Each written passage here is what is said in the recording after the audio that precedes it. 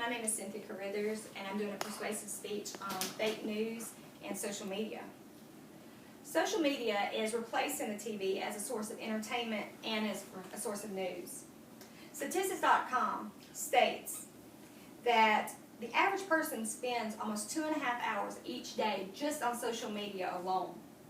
And because of this, social media has become an avenue for groups and individuals who want to push their personal and their political agendas, and also for others that want to profit financially.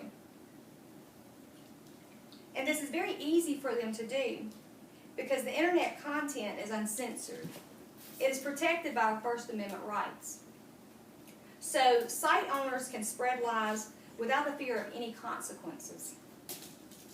And because of this, social media has become a magnet of fictitious stories and for fake news. A website called economist.com posted a study that showed 39% of all people believe that social media news is actually true and real. The Washington Post posted a story that gave an example of how fake news can be dangerous to us.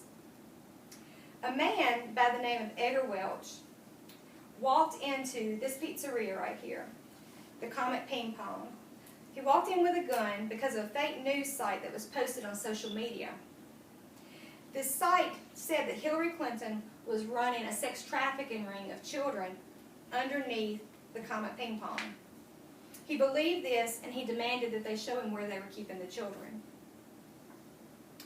Social media is also used by a Russian organization in an attempt to cause anger and division among American people. And they did this by posting controversial ads and fictitious stories on Facebook.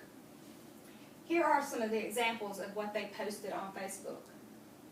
And what they did is they actually posted ads that are very similar to the ads that American sites would post also. But the difference was they did this with the sole purpose and intent for division between American people and to stir up controversy. Gary Waters from NBCnews.com, he tells us how they did this.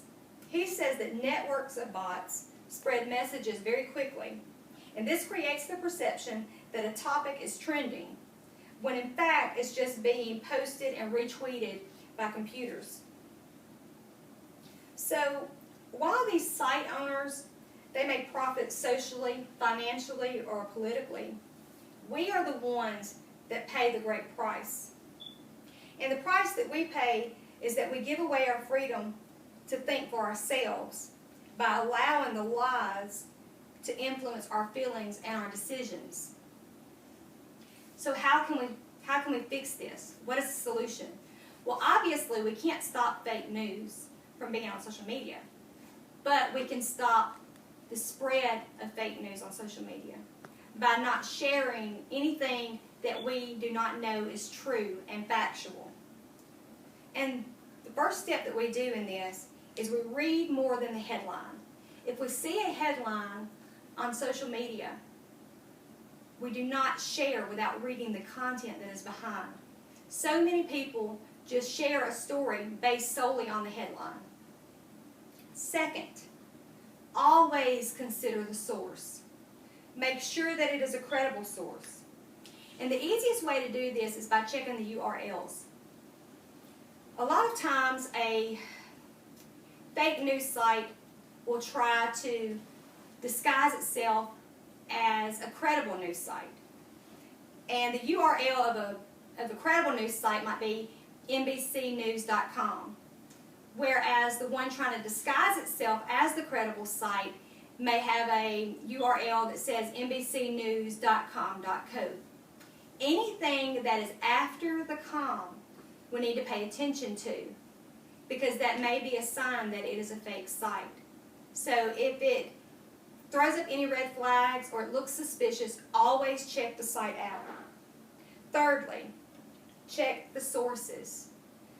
Any legitimate or any credible news article is going to have sources. Always go back and check the sources. It will only take a few minutes. So take the time to check the sources, and if they give any links on the article, click the link and make sure that it gives you the information that they say that it's going to give you. So, in America, we have very many freedoms. And we have the freedom of speech, the freedom of religion, the freedom to vote. And by following the steps that I've given you, it gives us the right to exercise these freedoms based on facts and not lies, by not allowing misleading information or others' agendas to control how we think for their purpose.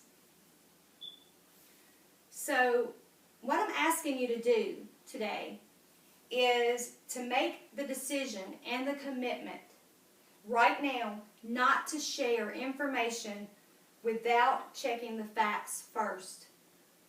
Together, we can play a role in resisting fake news. And we can play a role in stopping the divisions that fake news promotes. Thank you.